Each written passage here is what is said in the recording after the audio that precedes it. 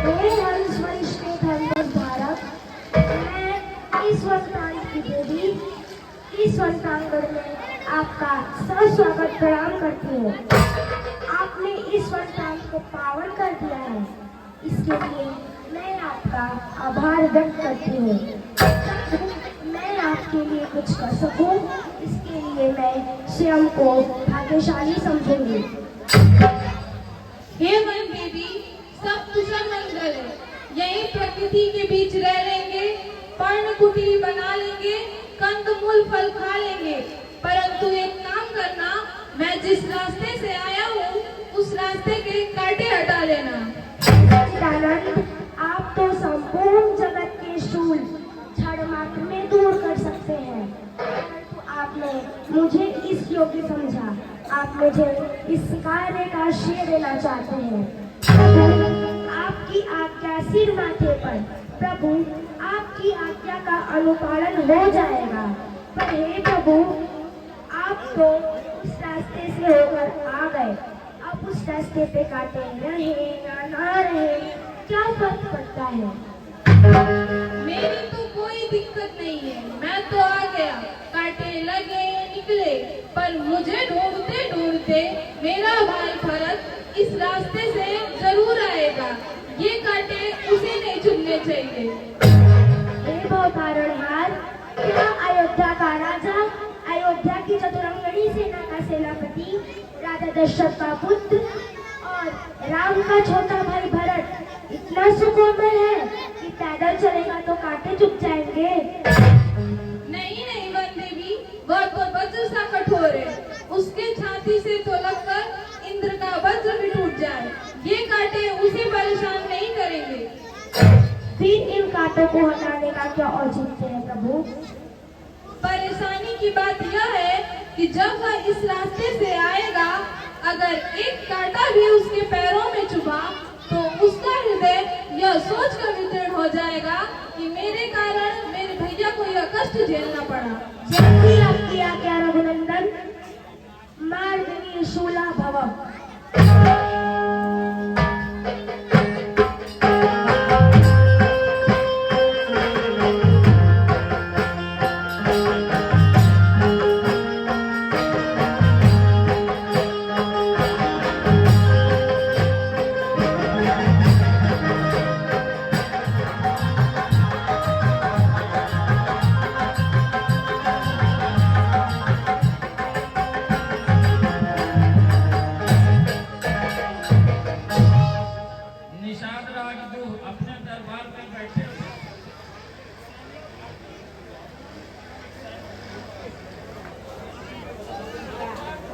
सैनिक आकर के उन्हें सूचना देता है। क्या सूचना देता है?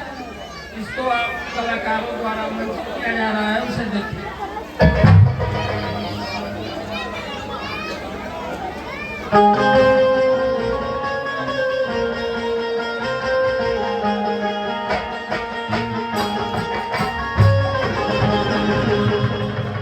इतने परेशान क्यों हो?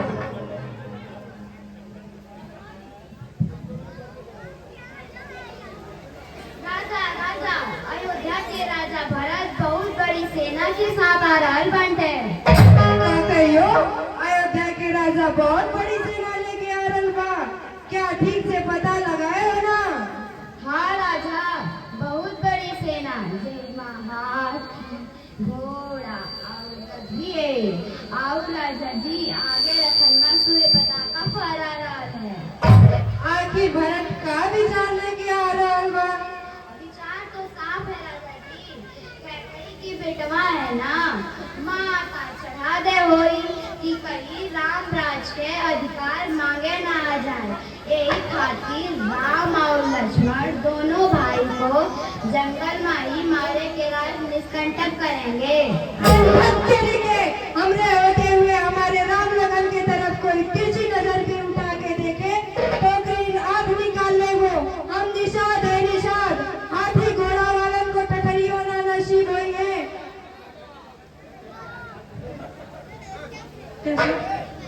हाथी घोड़ा वालों को ठटरियों ना नसीब होंगे। भरत और उनकी सेना के लिए हम सिंह बेरपुर को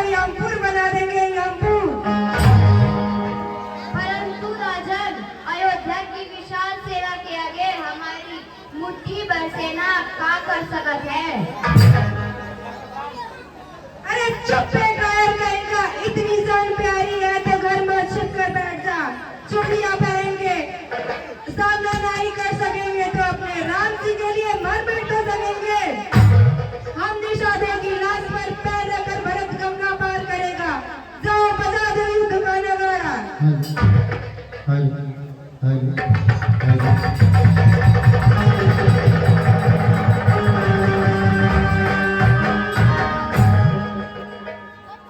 मेरे निषाद योद्धाओं, आज बहुत बड़ी परीक्षा की घड़ी आई है।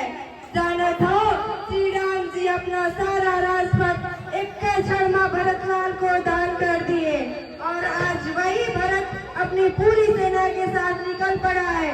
श्री राम और लक्ष्मण को वन में मारे बदे वो समझे ही कि वो वन में अकेले हुई है।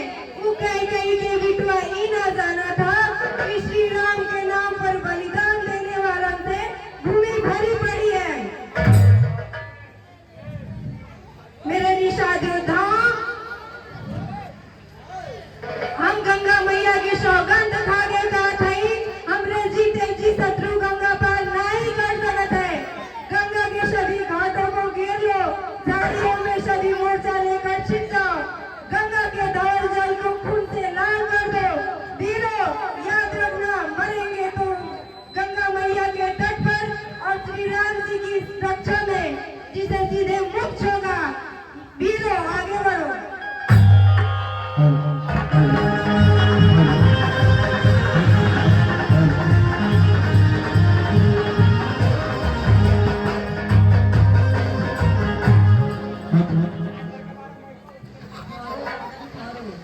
कोई भी कार्य करने से पूर्व उस पर पूरा जानकारी कर लेना आवश्यक होता है। आपको देखी हर बात सच ही हो ऐसा नहीं। मेरा सगुन विचार यह बता रहा है कि भरत जी के मन में किसी भी प्रकार का खोट नहीं है।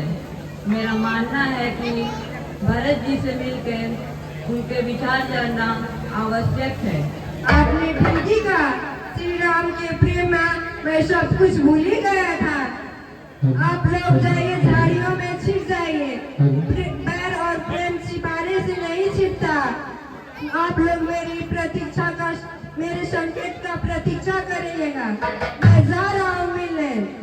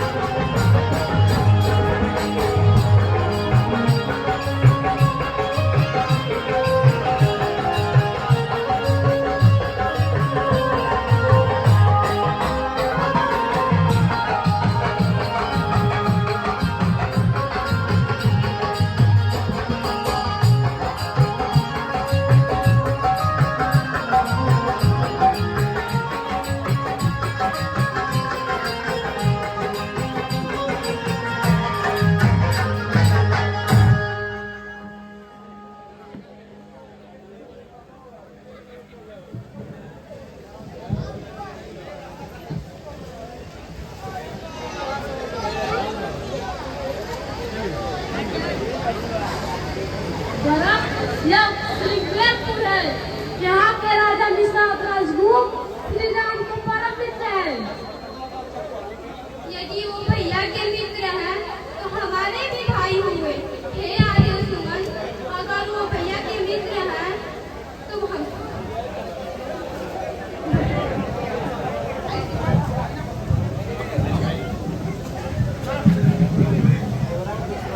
यदि वो भैया के मित्र हैं तो हमारे भी भाई मित्र हुए। हे आर्य सुमन, अगर वो भैया के मित्र हैं तो भैया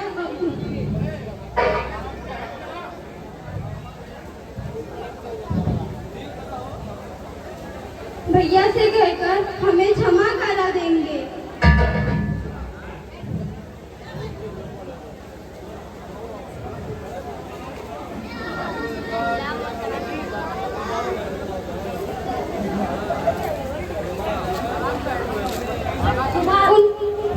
उनके दर्शन कर मैं धन्य हो जाऊंगा। वंश के राजा से हमारा भेंट कैसे होगा?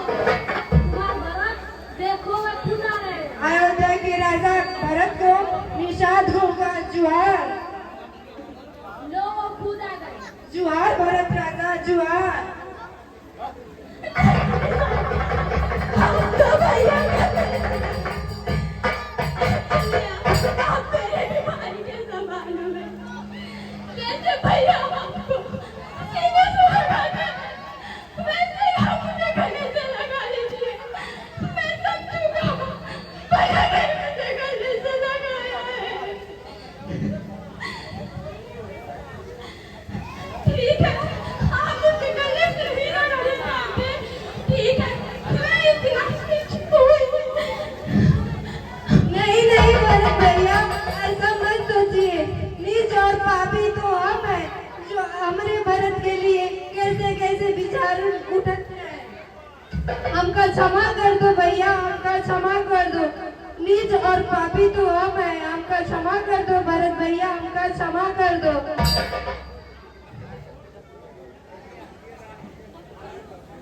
शत्रु, इनके चरण स्पर्श करो। यही भैया से कहकर हमें क्षमा दिलवा सकते हैं। नहीं नहीं भैया, नहीं नहीं। जुआर मंत्री जी, श्री राम सचे कहते हैं, हमार भरत बहुत महान है। क्या भैया मुझे याद कर रहे थे? हाँ भरत भैया, बहुत याद करत रहे। घास के बिछौने पे सोए सोए रात भर आप ही की बात करत रहे। क्या भैया घास के बिछौने पर सोए थे? हाँ भरत भैया, हम ही बिछौने वो देखिए वट वृक्ष के नीचे, उसी पे श्री राम जी और सीता मैया लेटे रहे। क्या भैया इस सूखी घास के बिछौने पे सोए थे? हाँ भरत भैया, हमार बिछौनों नानी, हमार भोजनों भी नानी है। कंदमूल फल खाए और गंगा मैया का जल पीकर पेट भर लिया। अरे भगवान, मालिक सूखी घास के बिछौने पे सोता रहा और तो रात भर के चौकीदार पर मैं भैया से सबका भोग करता रहा। चिंता के दादा के पैसे को देखने से पूर्व मुझे किसी को नहीं नादानी किया। मैं आज भी अन्य अवस्थाएं सुख का त्याग करता हूँ। जब तक भैया के दर्शन नहीं हो जाते, तब तक मैं टकरार नहीं करूँगा। धिक्कार है ऐसे सेवक पर जो स्वयं राज सुख भोग करता रहा और वन में कट्टे के मार्ग में भूखे प्यासे भटकता रहा। चलिए चलिए अभी भैया के पास चलते हैं।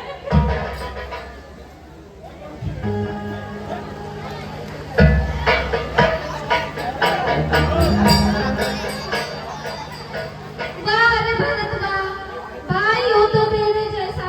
अयोध्या जैसे राज्य की सिंहासन को भाई के प्रेम में ठोकर मार दिया।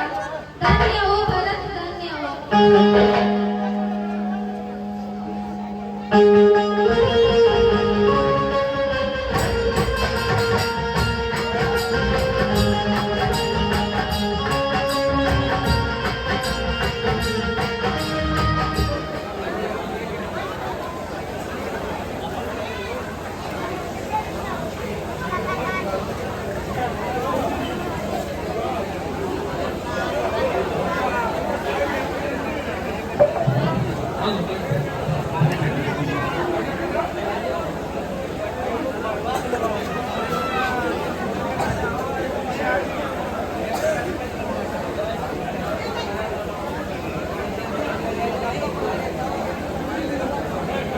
आज मैंने भी विचित्र स्वप्न देखा है। वह कैसी है? भरत भैया आए हैं, उनके साथ अयोध्या नगरवासी भी है। सबके चेहरे पर उदासी स्पष्ट दिखाई दे रही है। भरत आया है, वह दुखी है। यह स्वप्न तो सुख दिखाई नहीं दे रहा।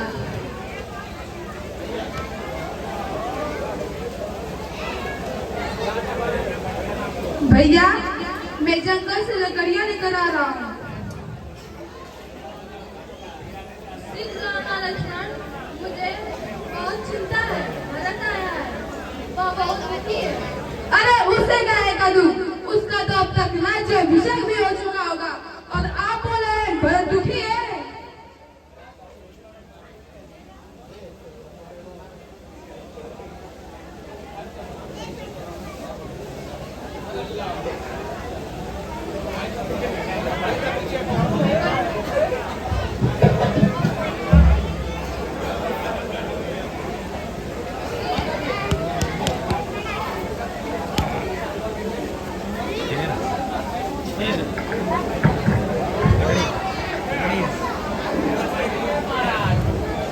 भैया भैया भैया भैया भैया, मैं कुटिल भरत अपनी चतुरंगनी सेना के साथ हमारी ओर बढ़ रहा है।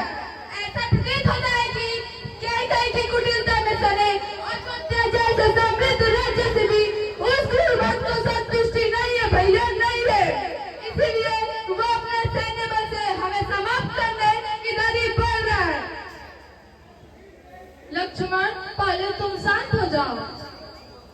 भैया, आप मुझे शांत होने के लिए कह रहे हैं। उधर वो क्रूर भक्त अपने समस्त सैन्य बल से हमें समाप्त करने इधर आ रहा है। लक्ष्मण, पहले तुम शांत हो जाओ।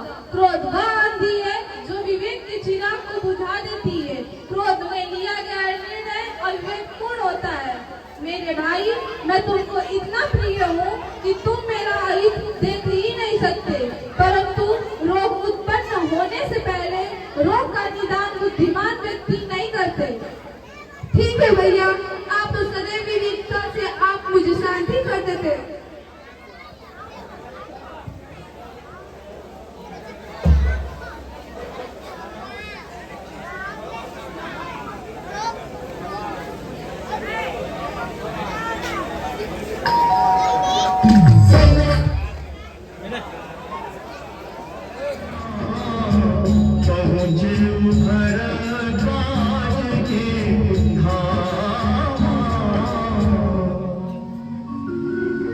जो कुछ भी हुआ उसमें तुम्हारा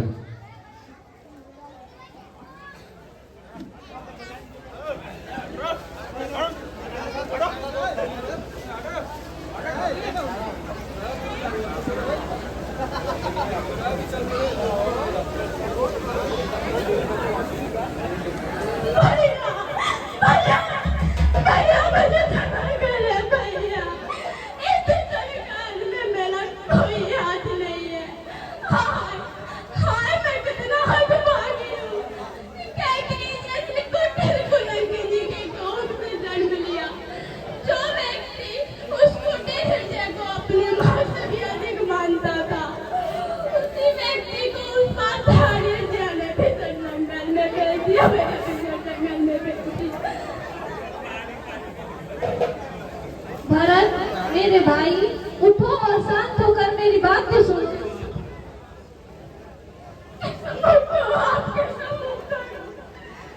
जिसके चरित्र पर तथा मां के चरित्र पर धब्बा लग जाए, आप जैसे निर्दोष सज्जन व्यक्ति को अपना कालयुक्त मुख कैसे दिखाएगा? मां जैसी भाभी जिनसे कभी किसी ने दीपक भाटी में लगाने के लिए नहीं होगा, आज वो मेरे ही कारण इस घोर पिंड में निवास करने पर भी कसरत किया। भरत, इसमें छोटी माँ को दोष मत दो। यह तो सब विधि की लीला है। जो होना है वह तो पूर्व नियोजित है।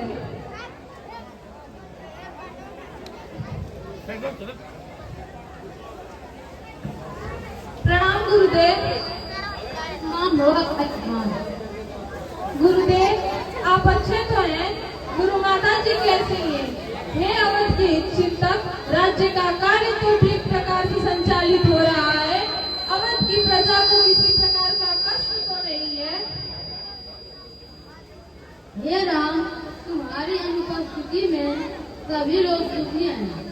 संपूर्ण अयोध्या समस्त संसाधनों से परिपूर्ण है, परंतु किसी भी प्रजाजन के मन को तुम्हारी वियोग किसी प्रकार का सुख नहीं है।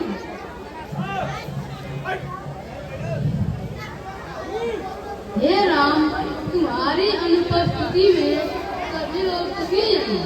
संपूर्ण अयोध्या समस्त संसाधनों से परिपूर्ण है, परंतु किसी भी प्रजाजन के मन को तुम्हारी वियोग में किसी प्रकार का सुख नहीं है। गुरुदेव, आप दुखी हो, ऐसा कैसे संभव है? हे राम, प्रेम के प्रकाश में ज्ञान भूमि लौट जाए तो कितना ही समझ लो। गुरुदेव, आप अपना आसन ग्रहण करें। भरत, माता जी लोग कहाँ हैं? छोटी माँ दिखाई नहीं दे रही।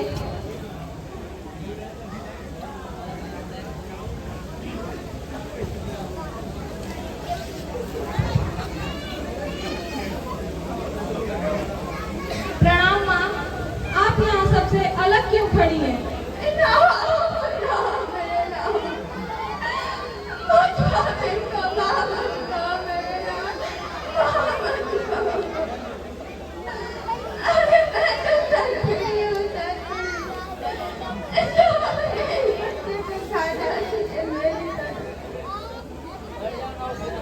ऐसा ना कहो छोटी माँ, आप मेरे लिए आदरणीय हो, पूजनीय हो।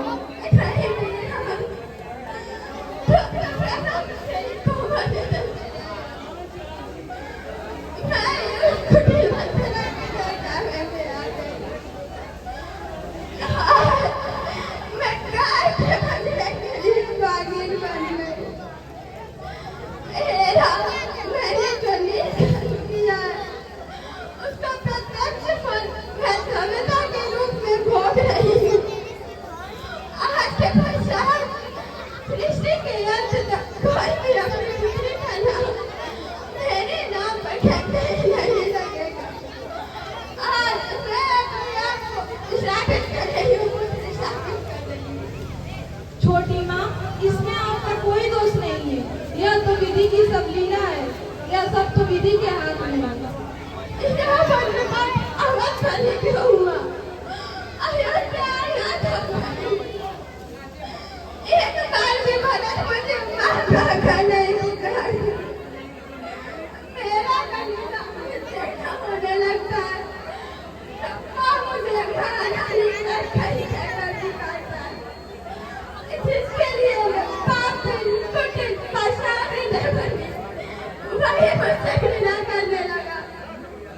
छोटी माँ, आप धैर्य रखें। मैं भरत को समझाऊंगा। वह बहुत ही कोमल है और मुझसे बहुत प्यार करता है। आप धैर्य रखें। कौशल्या देवी तुमसे मिलने के लिए व्याकुल हो रही है। क्या आप उनसे भी मिलो?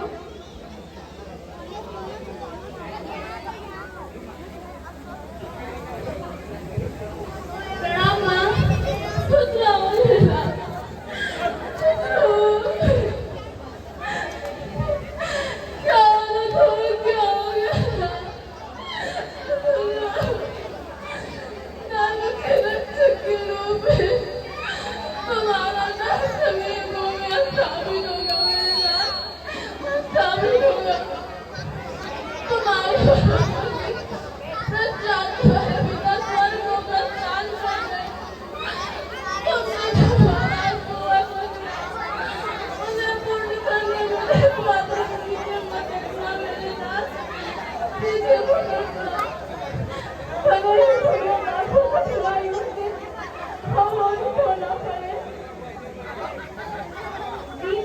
आपकी जैसी आज्ञा है, मैं वही कार्य करूँगा। प्रणाम माँ।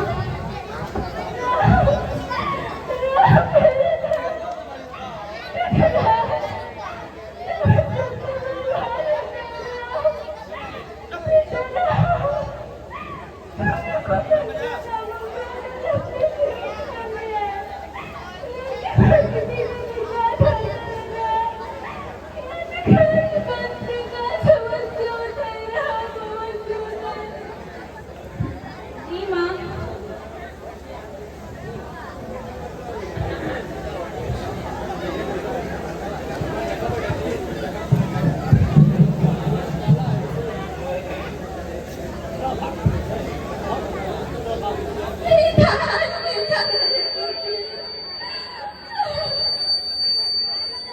क्या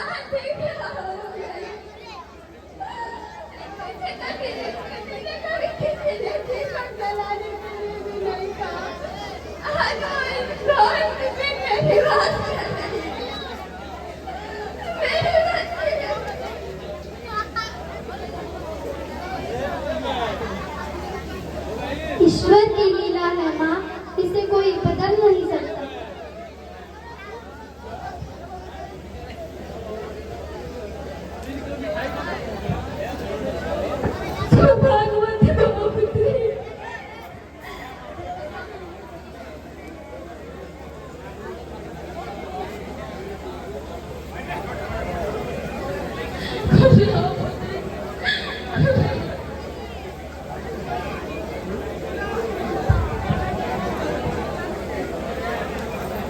प्रणाम माँ।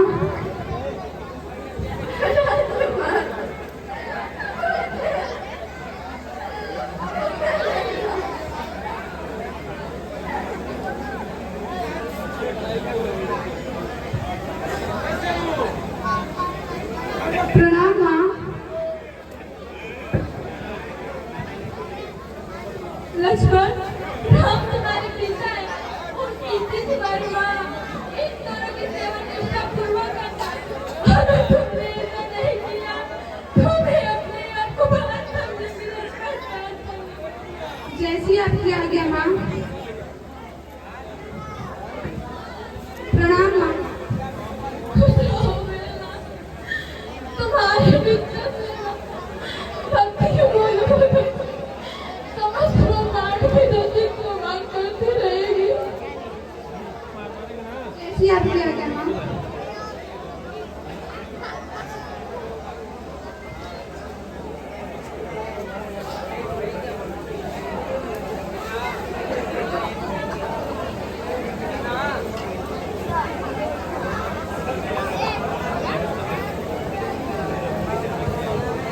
हे राम, तुम तो सर्वज्ञ हो, तुमसे कुछ छिपा ही नहीं है।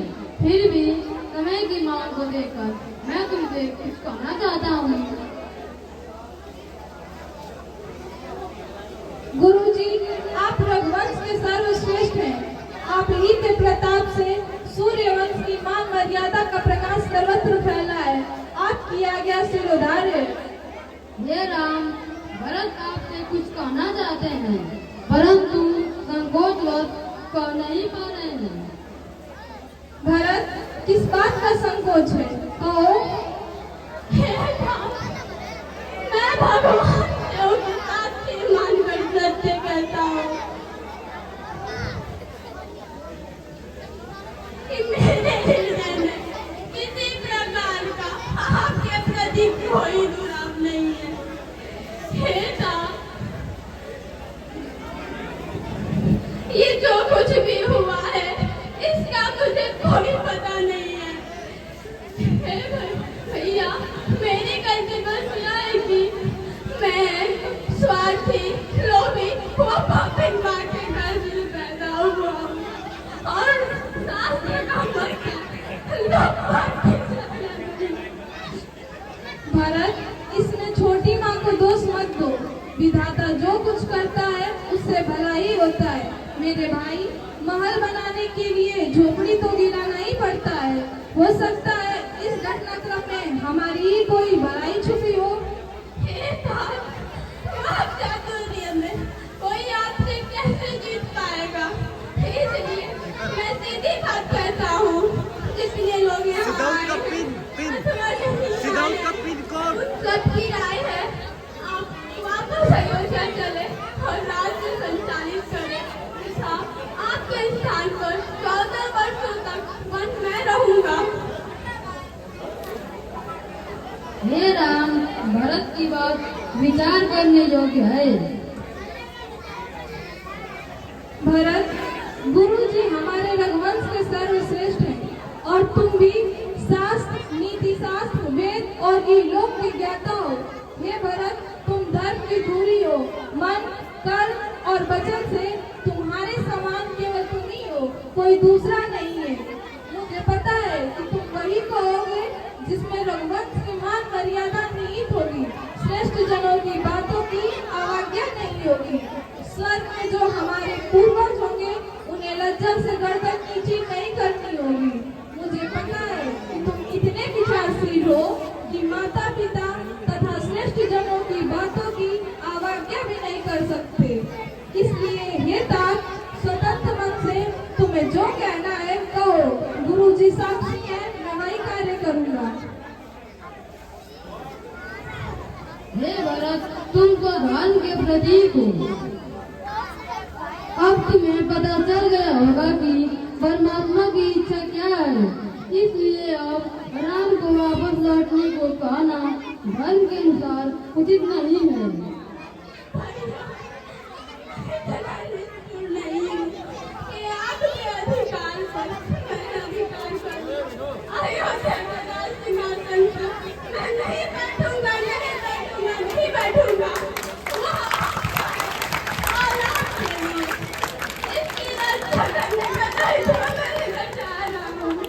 लेकिन हे प्रभु, मेरे जीवन यात्रा के संचालन हेतु राज्य संचालन हेतु अपना चरण पादुका मुझे प्रदान करे, जिससे अयोध्या के राज्य को सककर राज्य को संचालित कर सकूं और उसकी पूजा कर अपना जीवन व्यतीत करता रहूं।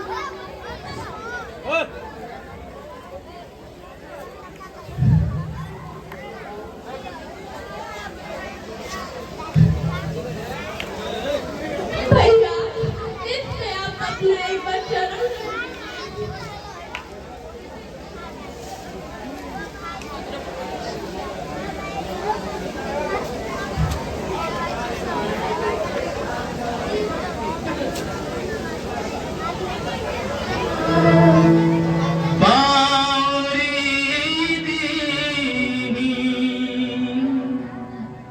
सादर भरत शीश धरेली,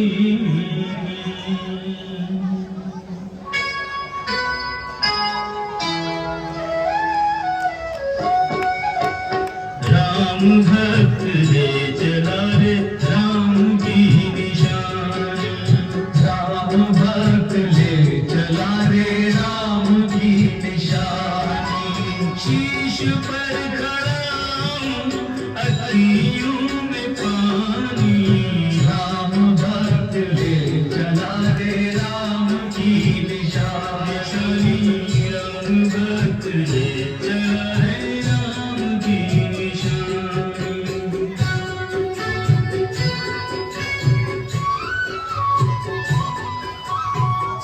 शीश खड़ा ले चला ऐसे राम सिया रे संग